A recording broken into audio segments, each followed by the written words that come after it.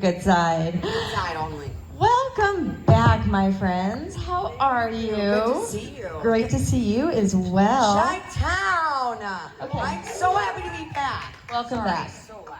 Sorry. Yeah. This is my home away from home. We got any blue demons? Any DePaul blue demons? Not the other demon. Oh, yeah. my friend. No DePaul. Okay. Well. Yeah, Chi-Town. Lou Malnati's, baby. Oh no. Oh, what? I Fuck oh Pequod, no. right? Not fuck Pequod. Okay. I'm not gonna say fuck Pequod. I It work- just takes longer than any deep dish I've ever had in my life. I work for Lou's brother, Rudy Malnati Right. Jr. Okay. Very similar, much better though, because Yeah. it's not as franchised. You know, when you do Tony and Tina's wedding here for 2 years and you eat Lou Malnati's almost every show, you're gonna fall in love. What theater did you do that at? We were at wherever. Second City up? Yeah. It was in that in Old Town. I remember that. Yeah. For sure. Yeah. Sure. You know, I should have saved this question because I asked you it in Atlanta, but I'm going to ask you again. Oh, God. Because we're in Chicago, right? Chi-Town. Let's talk about the Mole Man of Belmont Avenue. have you revisited it yet? I haven't. I totally forgot about it. We did shoot that here in Chicago. Yes. That was. I got to rewatch it. I just remember that. I mean, that was so long ago. I just remember I had clown makeup on during a drug trip of one of the characters, and that was fun. That was fun. Yeah, but Mole Man, it's found a following. Yes, which guys. is so great. If you haven't seen it, she's hilarious. Everyone is great in it. It has a lot of really great local Chicago talent, and it's available for streaming on Tubi, so check it out. All right? She gets 10%. That's now happening.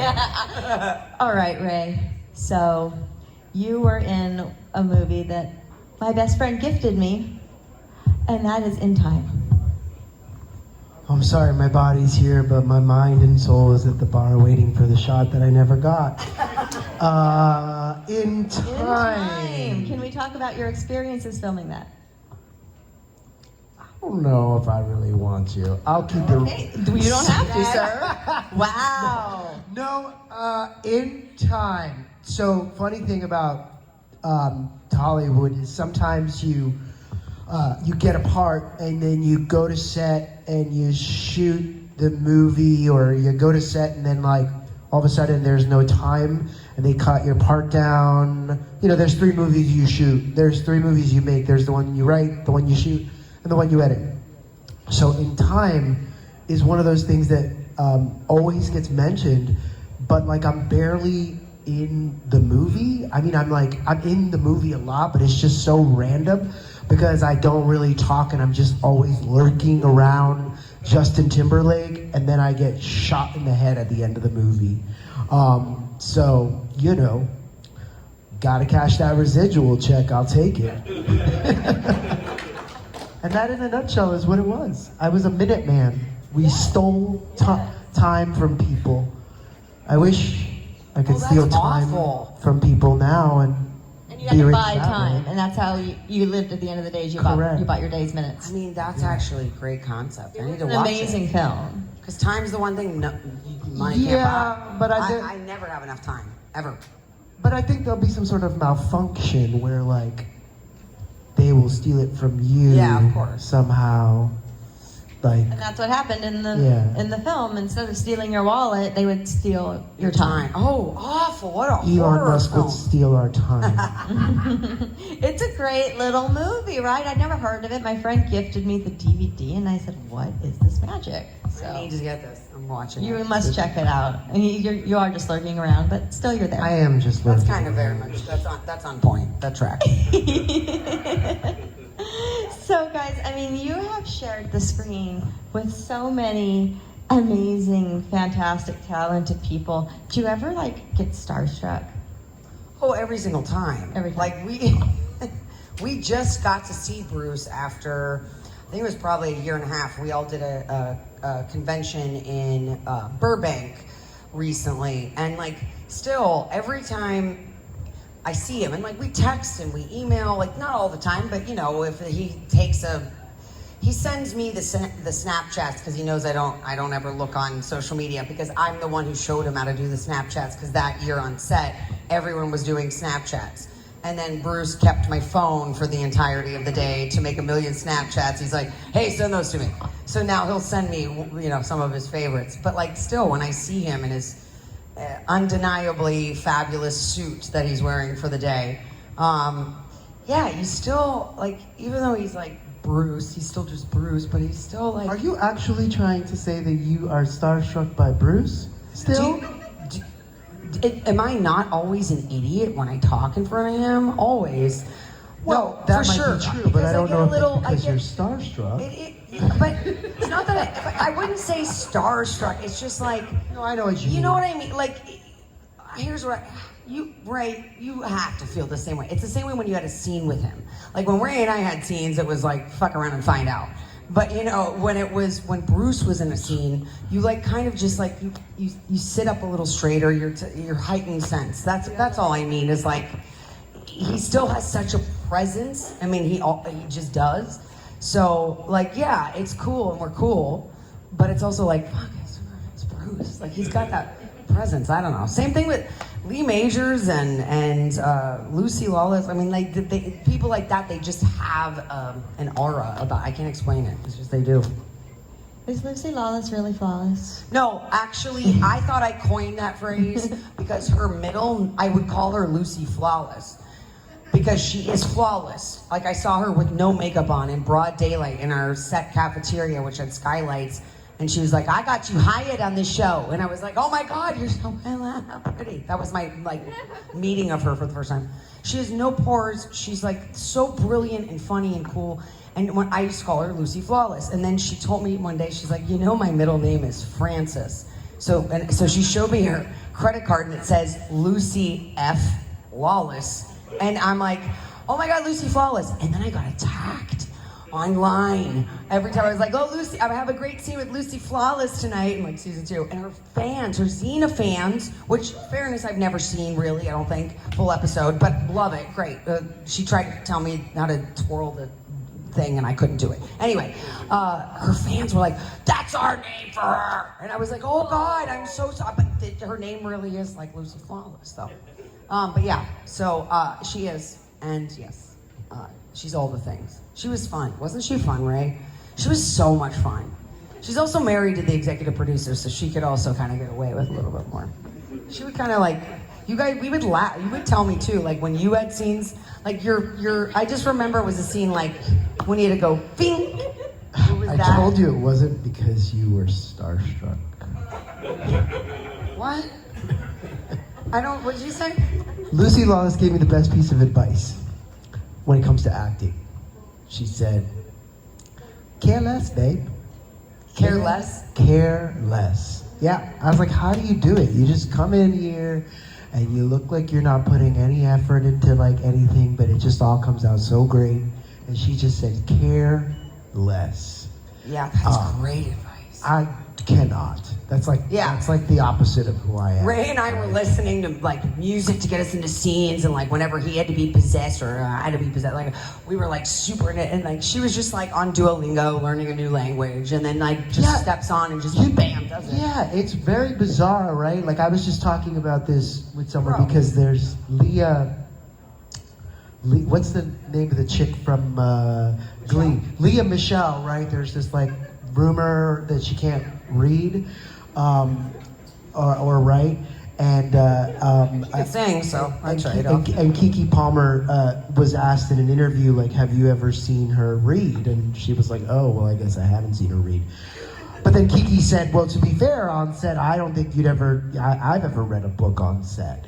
And I'm like, yeah, who the fuck has time to read a book on set? Like, people do it. There are certain people who do that. Ariel Carver O'Neill, who played Brandy, was reading a book on set because she like knew the whole script. And I'm like, look, so calm. I'm not mad about it, but it's like, fuck you. Like, we're sitting, He's mad about it. We're sitting here playing pretend, and you're like in another pretend universe in your mind while we're playing pretend as if like it's no effort, right? But I think it's I think it's just everyone's They're process. so prepared. Yeah, but they're also really good. I think care less is a great piece of advice. Right, that's what I'm Because saying. if you care too much, you like squeeze the puppy because you love it so much, and then you kill the puppy because you squeeze it because you love it so much.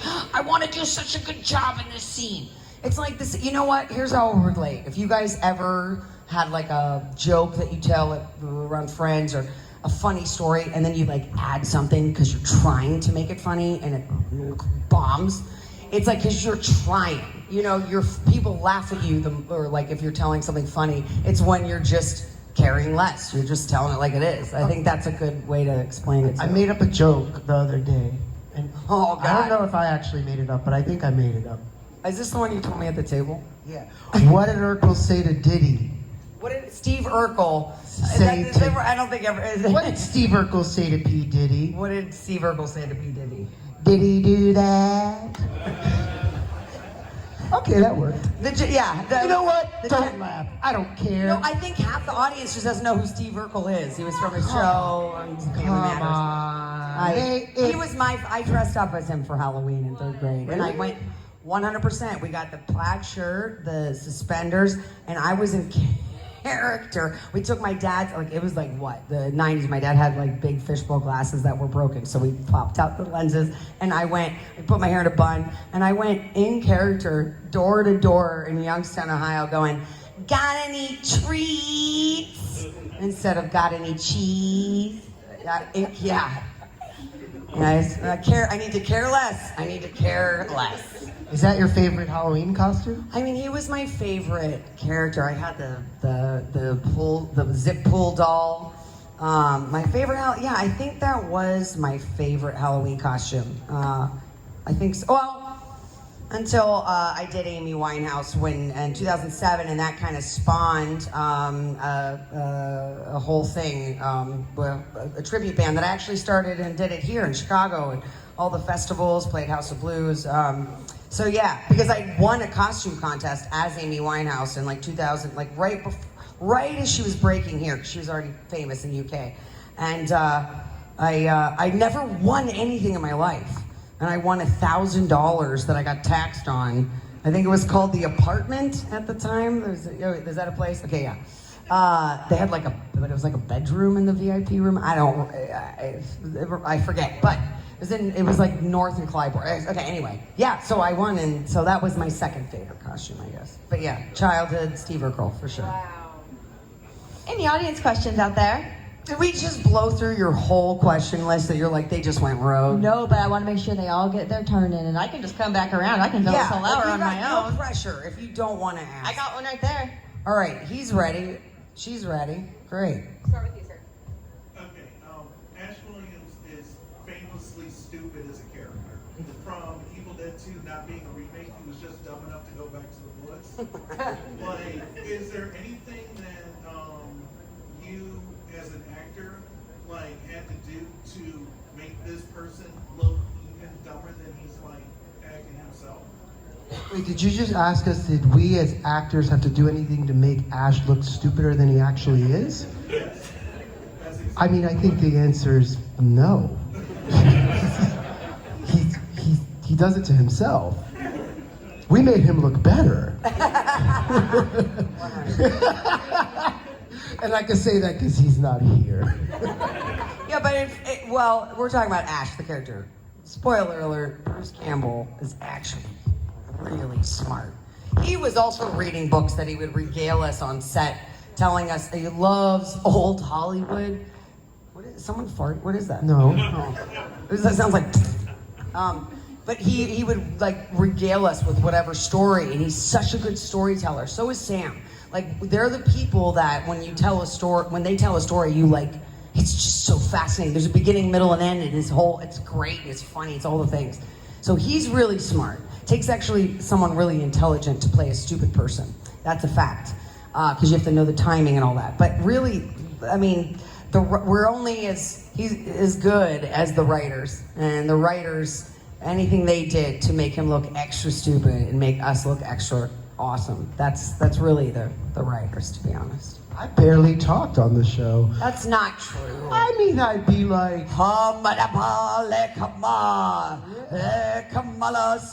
That's me doing his Sumerian.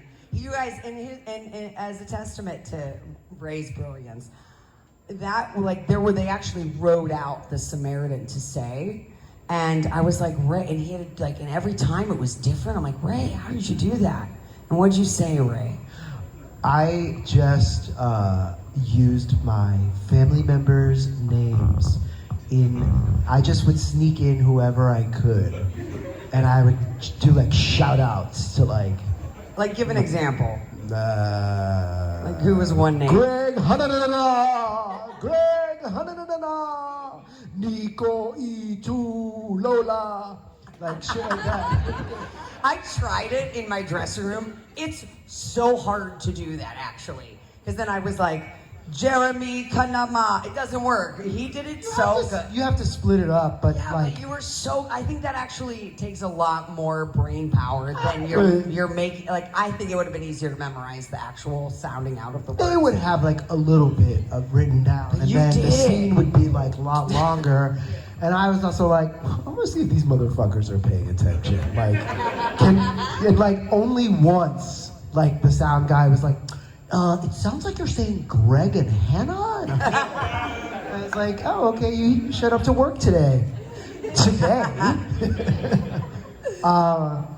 Yeah, no, we got away with a lot of things that you do not get away with on other sets because we were. It's like our parents dropped us off somewhere and never came back, and then we made a masterpiece, and they never came back. So we made another masterpiece, and they never came back. So I'll be honest, I did a lot of whatever I wanted. It was so much fun. I would change things. You would. I would say, yeah. I would be you know what? I really think it would be really cool if I was levitating and maybe just flew across the room right here. And then the next thing you know, I'm in a harness, and then I don't know what I was thinking. I think I was thinking that my dad, Sam Raimi, dropped me off at an orphanage and never came back. So I could do whatever I want. But then Uncle Rob, the producer, would come in and he'd be like, why is Ray in a harness flying across the room? And I'd be like, I don't know how I got away with it, but Dana likes to say it's because I'm from the South Bronx, and that's it. That's what you told me. I just, listen, a little bit of advice for everyone. It's better to ask for forgiveness than permission. And I always ask for permission because I'm the firstborn good student. And he would somehow get his hands on the script. This is why the South Bronx comes in, because he told me, because that was kept tightly under wraps because they made it very clear that you could die any episode. So Ray would fuck with me so hard, and he would just come into my trailer and be like, I know who dies the next episode. And I would be like, how did you get the script? And he's like, I'm from the South Bronx. I have ways. So I was True. breaking into people's offices when they weren't there. When the wardrobe people would go get safety pins, I would it was only a 28-minute episode. You could read it pretty quickly. But it's the breaking into the offices that kind of stops me. But you found a way. You would. I He would talk his way into anything. He really could. I went to see Adele because we shot in New Zealand. I went to see Adele in New Zealand, and I took my... The concert. Yeah, the concert. I took my assistant and driver with me because she was a really big fan. And I don't remember why, but it was a Saturday, and we went to the set. I think I left something. We went to set, and we got it in the trailers. And while we were in the office on a Saturday when no one was there, I was breaking into people's offices looking for the script to see what was going on. And so I would know, okay, I'm good. I don't talk for 3 more episodes. I'm gonna be in prosthetics for 6 months. So I'm gonna go get fucked up this weekend and have a good time.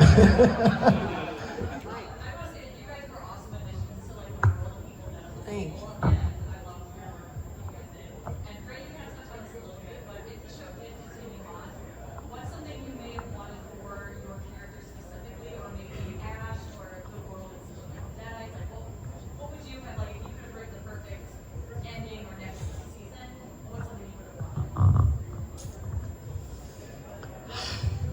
whenever I get asked this, I gotta be honest, like I'm not a writer, so I guess I was always fully on board with whatever they kind of set up.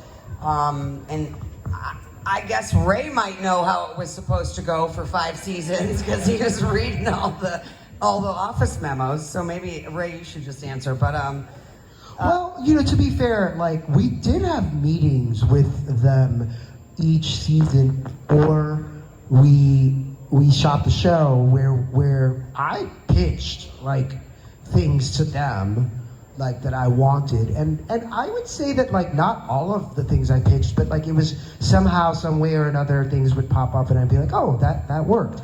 But for me, what I saw was a stuck in present time Pablo who had become like Ash when we first met him. So he was like kind of like out of shape. I wanted to like shave my head. I wanted him to be like a drunk and like an asshole. And I wanted to have sort of this like reverse situation where eventually Ash challenges him to be the man that I thought Ash was. So sort of a reverse role. Yeah, I don't know. Sorry, my brain fart. But yeah, I wanted to like shave my head on camera and be like completely, because he was so nice. I just wanted to be, I wanted like the evil force to have driven him to drink and just be a bad person and then have to go back to change, but not just for the world, but for Kelly and their unborn. Kelly loved Pablo the way he was. She would have been like, dude, get your shit together. I got one ash already. So Kelly always, that's the thing. You keep thinking like Pablo needed to be something other than he was, and I think he was exactly as he was supposed. I loved him. I thought he was the heart and soul. You know what I mean? Like, oh yeah. Like I don't know. I just Yeah. I know you wanted him to be very, and you made him that. You turned him into like this badass Brujo. But I still have such a soft spot for Pablo season 1, who was like the cheerleader for Ash and just like always had Kelly's back and like, but always like everything. He was just so funny and so, I don't know, just this. You were the soul. You were the heart of it. And I like that. I just didn't want to lose that if you got too badass. Because that's kind of like, well, no, you know. I mean, You got the muscles. The muscles speak for themselves, Pablo. We got it. We got it. My powerful people vagina. evolve, but no, I did also want like a baby Pablo and like a baby that like if Like a Kelly Yoda and, baby? like if Kelly and Pablo had a baby and I wanted it to have like my hair and mustache and Kelly's voice I'm glad he didn't say my hair and mustache. and my voice. Yeah, That actually, you were on my leg. Yeah. And I feel your mom. Remember, that was Yeah. fun. I feel like having a Kelly Pablo baby was the next. Yeah, that's interesting. Or like it just a demon. Yeah, It's fine, yeah. Yeah, would it be evil? Yeah, Would yeah. it be good? Yeah, And no, then we'd have to kill our own baby. Oh God, that's deep. We'd have to kill our own baby. Bro, write it. Where's Netflix? Let's go. Someone pick it up. I just wanted, now that to answer your question, I'll just keep it simple. I just wanted Kelly to get her fucking flamethrower. That's it. She deserved it. I begged for it in the game. Well, there's still hope, guys. Yeah. Still hope for the future. She hasn't gotten it yet, but never say never. Never too late. Nice lady back there had her hand up for a long time. What was your favorite episode that you filmed? Why? Where's your accent from? She's Australian. I love it. Hey, I couldn't hear because I couldn't really hear. Sorry, you're not mad at us that we shot in Kiwi Land, are you? No. All right. Get a couple of tinnies? Can we get a couple of... Sorry, I'm upset. Sorry, what did you ask again? I was so... Favorite episode to tape? Favorite episode to tape. You know, favorites are hard. It's like picking children. I guess we don't have any kids, but I feel like that's what it is. I mean, you kind of have one, but then you're like, oh, but no, but then this, but then this. I think for me, it's kind of separated. The ones that were actually the hardest to film, that were the most grueling, in hindsight become my favorite because once I saw them and like, I don't remember how hard it was. I just remember like, oh man, that I did that. That's awesome. Like fighting a cabin in 30-degree weather in ice cold fake rain. That was getting hypothermia. That was a hard night, or hard day, hard shoot. But then it looked so fucking cool, right? Our scene with Possessed and the shotgun was actually, it is so hard. Don't ask. It's a real shotgun. It was actually really technical and hard. But I love that scene between us. But then, you know, like being possessed was a dream of mine. Since Exorcist is my favorite horror film.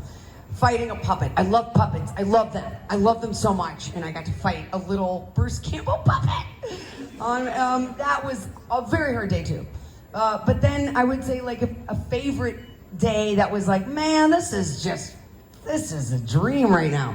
Was like anytime it was all hands on deck, because those were easier scenes, like the bar scenes where it's Ted Raimi, Bruce Campbell, Lee Majors, Lucy Lawless, right? And everyone kind of just has a line here and there. You're just like there. I was just there watching as like an audience, like, God, this is so great. Like, I can't believe I get to do this. So you see what I'm saying? It's like I have different kinds of favorites, but those are kind of my top favorites. So final answer? All of the above. All of them. Every single one. I have moments that I did not enjoy, but they were all my favorite, I think. I can't pick. She's right. Maybe the first one. I was going to the say, beginning. tell your thing that we tell at the end of the... Oh. Well, we That was a had moment. good moment where we realized what was happening. And it was just like a goosebump moment when we finished shooting the first episode, and I asked him, how do you feel, Hefe? And he says, groovy. And there's this like crane shot inside the trailer, and yeah, we just looked at each other and we were like, oh, now I get it. Oh, look, I still get every time you say it, I still Yeah. get chills. But to be honest, I really would love another job like this one where you get to leave America and go live in a different country, and you get to be, people ask me, how's Bruce, how's working with, and I think it's different when you go to a different country and you're put into a family of artists and you work with them every day versus like you drive to a studio and then you come home. Right. In your house and then it's over. It kind of takes away from I enjoy getting on the plane and going somewhere and getting to be someone new. Obviously I'm an actor. I like to pretend to be other people. But yeah, I don't know. Sorry, now I'm rambling. No, I think that's actually really, that's very true. And Australia is beautiful as well. And New Zealand, man, if you guys can ever get a chance to go there, go to New Zealand, go to Auckland, which is where we shot, and then hop on over to Australia. Their seasons are opposites though, so their winter is our summer, blah, blah, blah. But yeah, New Zealand, a lot of those outdoor shots in the woods, it was its own character, even though it takes place in Michigan. Because when you think Detroit or when you think Michigan, you think New Zealand. But it worked, right? Yeah, if you guys can ever get there, Air New Zealand is the only airline to fly. You can fly economy. It's nicer than most first classes. It's an easy flight, no jet lag, because if you leave from LA, find a way to get there. Okay, that's my little pitch for New Zealand. New Zealand owes me 10% now. Next question. Yep, whoever. I don't know why I'm like... Well, yeah, I saw your hand first.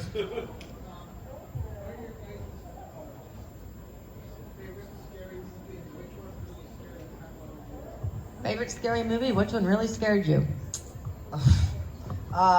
Exorcist was the first one I saw with my Italian Catholic parents, of course. But I was also fascinated because I was already a performer. I was 12 when I saw it, and they were like, Linda Blair was your age now when she filmed this, and I couldn't wrap my mind around that someone my age, when she filmed it, could do something like that. And my parents were like, oh, people were awful to her after. They really couldn't separate that she was, the devil. And I was like, my little 12-year-old brain, to this day, I still hold a candle for her. And that's why I always want to play Possessed, because I was like, she's being punished for being too good of an actor. I could never wrap my head around it. And so that still terrifies me whenever I see it. But I have yet to see, although I don't want to, I think it might be your favorite.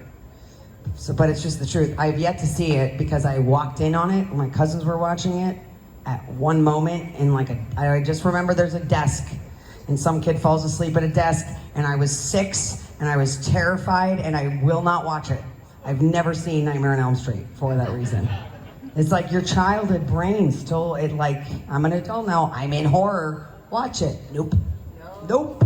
Especially not that one. I got enough fucking nightmares. I don't need Freddy all up in them. Oh. Yeah, I would say Freddy was the one that I like related to as a kid. Like I enjoyed watching. Like it wasn't really scary. I just enjoy. I mean, it's a. Wasn't scary, Ray? Really? No, I didn't think it was scary at all. I enjoyed it. I put marshmallows on the floor and pretended to be Nancy, and I was a funny little kid. I used to drink perfume and pretend I would drink perfume bottles like if they were flasks and drape blankets around my body and doing dancing to Beethoven. How a 5-year-old knows to do that. And also, like, my grandma walked in and I put the bottle of perfume out the window as if I got caught drinking. It was so weird. Anyway, favorite scary movie. This is Nightmare on Elm Street, a movie called High Tension. And then I'm sorry, but I have to say, Terrifier is pretty, it's hard to sit through. The third one, I was in the movie theater and I was like, all right, I can't do this. But yeah, I mean, yeah, I'm excited about that one. Cool. I saw someone in the hair right there. Yeah, so this is kind of piggybacking on the question before, where you had mentioned that you'd like to film more internationally, and you both have a somewhat robust body of work, not just horror, but other genres. You're in Ninja Turtles, you're in a whole bunch of stuff. What exactly would you like to do more of, other than traveling internationally, film-wise? So for those of you who didn't hear, he said, what other kind of work would you like to do? Because he was just piggybacking on the question. So what kind of work would you like to do, Dana? I mean, I'd love to do a Scorsese film. I'd love to do or something like, I don't know if anybody watched the Penguin. I love Sicilian. I'd love to do a mafiosa kind of film. And I mean, it wouldn't hurt if I did it in Italy or Sicily. Wouldn't mind that.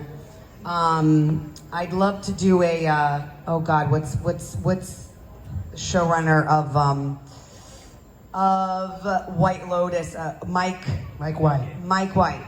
I'd love to do kind of one of those comedies. Love to do that. Also wouldn't hurt. Wherever they take us, I'd go to Sicily again. And I've always held a candle for Linklater. I like an indie sort of dramedy kind of thing I'd like to play. But I'm really not picky. I am available if there are any casting directors watching. I am not picky. I would actually also love to do Sesame Street, to be honest, from my childhood. So, yeah, I'll put it out there. Ray, what did you like? Wait, we have to. What did you want? Anything? I wanna have some more sex scenes. I would like to be a love interest. We're not really love interests much, just with each other. I mean, just because we were in the car together all the time, you were there. It was it was kind of incestuous. It wasn't really... Yeah. No, but I'm saying I haven't really had a lot of love. Oh, I see. You know what I mean? Yeah, it's because we're fucking ugly. No, sitcom, multicam sitcom.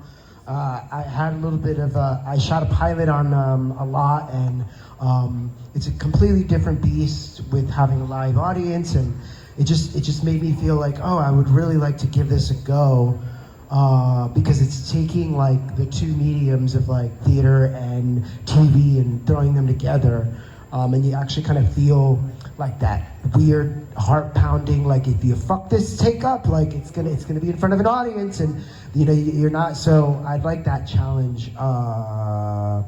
Yeah, I would say that. I mean, there's plenty more, but I'd go with that. I can see that. Steve? Please talk about the Late Show, and do you have any stories, funny stories? He asked if I could talk about when I was on the Late Late Show with Craig Ferguson as Beth, the CBS exec, and if I had any funny stories with Craig. Oh man, that's a great question. But I was only on it for like 2 months, and I didn't ever get to see him other than when we were on set, the cameras were rolling. So I am very good friends with Josh Otto Thompson, who played Jeff the Robot, and him and Craig are just really brilliant. They're so brilliant and so quick and so funny. I had no idea what I was doing. I started off as another, what is it with me and puppets? And I'm not a puppeteer, yet I keep being in control of puppets. It was like an animatronic rhino on the wall, and I got, my audition for that was like, oh, just improvise and work this puppet. And I'm like, they basically like a pit crew comes and gives you a headset, and this guy's like, this one moves the mouth, this one moves the eyes, and don't mix them up. And I was like, I don't even know. There's 20 buttons. It was like I was controlling an airplane. It was so hard. But then I just improvised, and then with Craig, and he was like behind a wall, and he was like, oh, you start Monday. And I was like, oh, I guess I gotta let my bar job know, okay. And then that lasted for a week, and he was like, I don't know what to do with you, but it's a little Pee-wee's Playhouse. It's a terrible accent, sorry. It's trying to do a little Craig, but he's like, but I want you on my show, I just gotta, whatever. So then they wrote the sketch, and as an executive, and that's all I was supposed to do. The end of the scene is I'm covered in water. This is before Evil Dead, by the way. Covered in water in a very cold 50-degree studio, and then I was just supposed to be done for the day. And then I'm soaking wet, and he's like, stay here and just keep yelling at me. And I was like, and they're like, and we're live in 5, 4. I was like, what the fuck? So I had no idea what I was doing any day, at all. I just was like, talk, don't talk. And he is such a genius, and him and Josh. So that's the only story I got. Is every day I was like, oh my God, because you're live, right? You know, you're not live, but you are taping it as if it's live. There's no redos. So yeah, and then he would just like ask me to dance. I was like, okay, I guess I'm dancing now. Like, I had no idea what I was doing. But it was a great like sink or swim, because that actually served me on this show, because I also didn't know what I was doing on this show, you know, and it worked because Kelly didn't know, and I kind of just was like, look, just figure it out, and that's it, and you know. Got time for one, possibly two more. Anyone over here? Yes. Any chance of a continuation of the series or spin-off? He asked if there's any chance of a continuation. We hope so. In fact, when I just saw Bruce, after a martini or two, I was like, you gotta put us in this next show. You gotta put us in this. And Ray was like, stop. Not how put it. Oh, here. Oh, Yeah, he was, I'm back.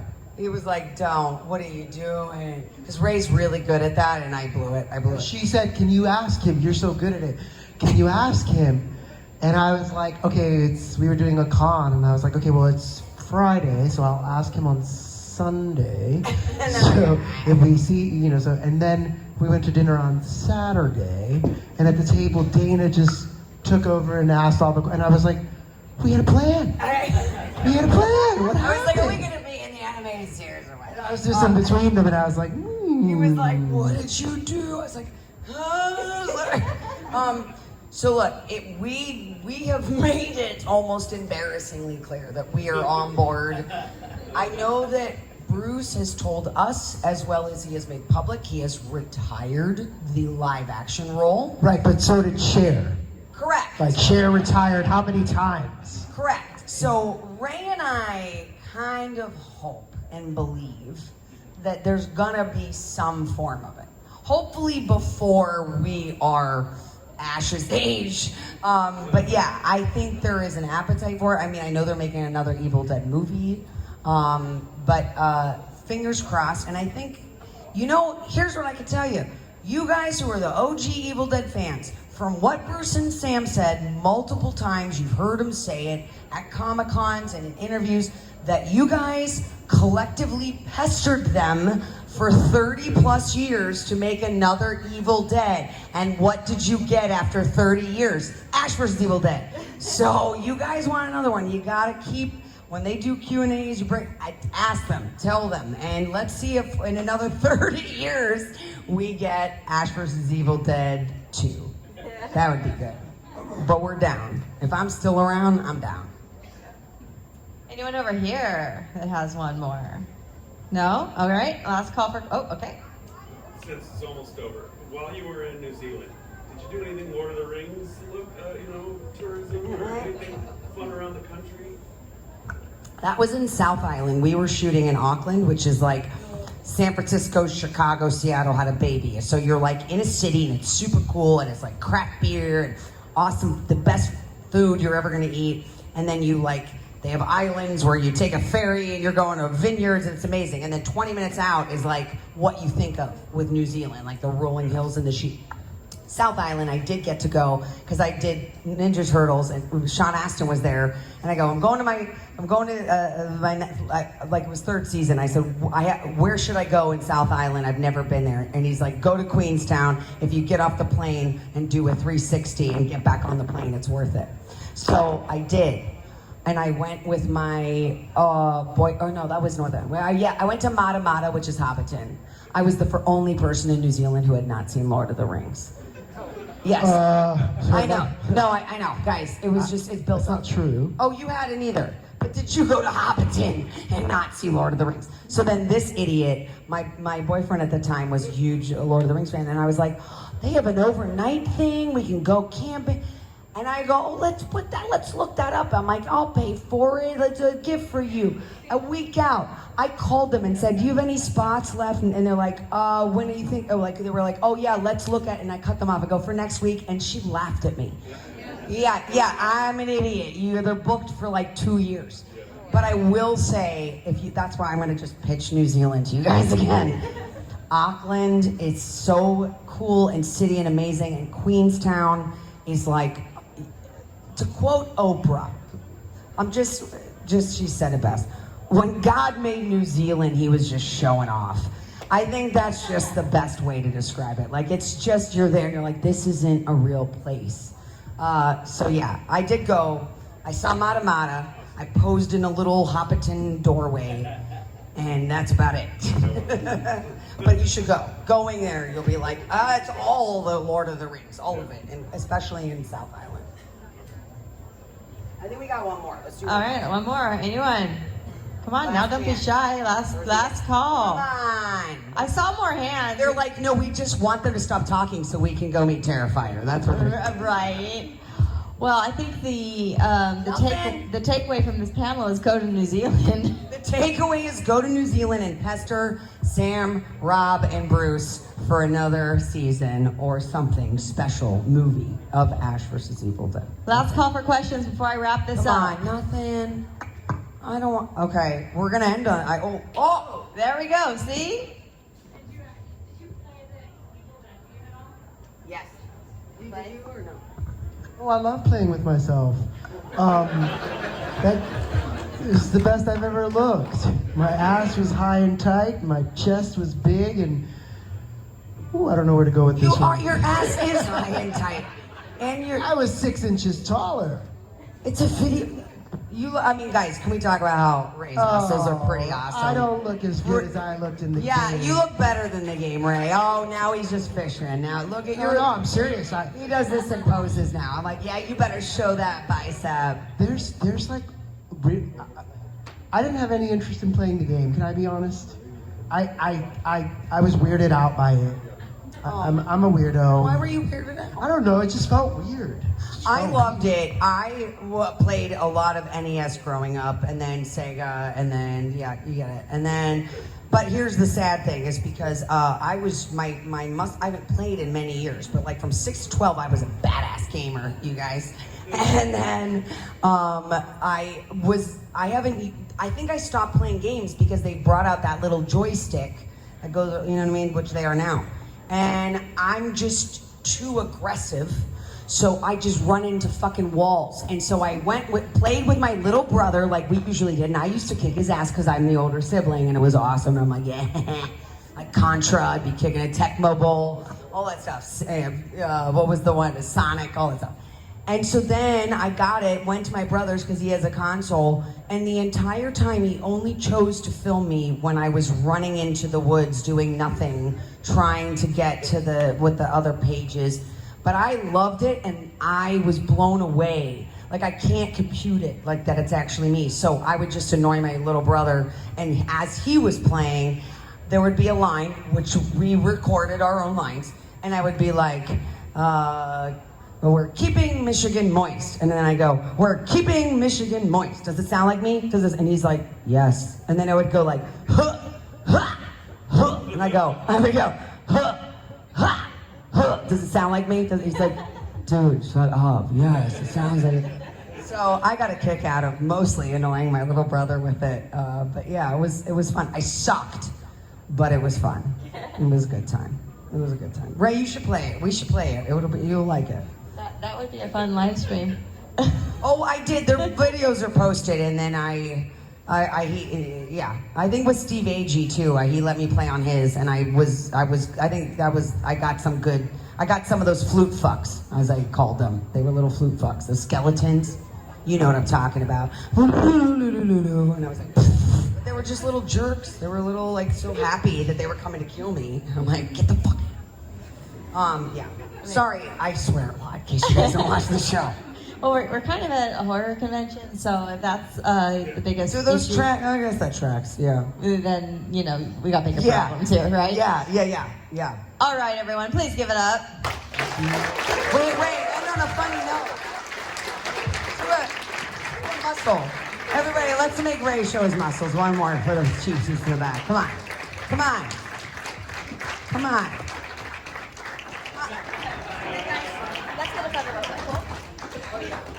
Thank you, guys. Come say hi at our table if we haven't seen you.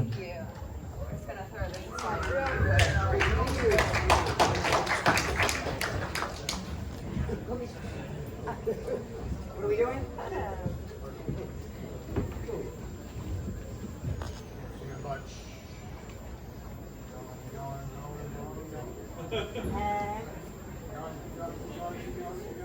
Here, we should get one with the audience.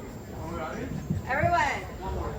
It's fine. Let them leave. It's fine. This might be kind of a little wide one. Way high. Everyone, wait, say what's up. Hey!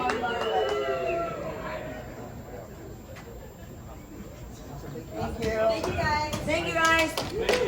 Oh, God.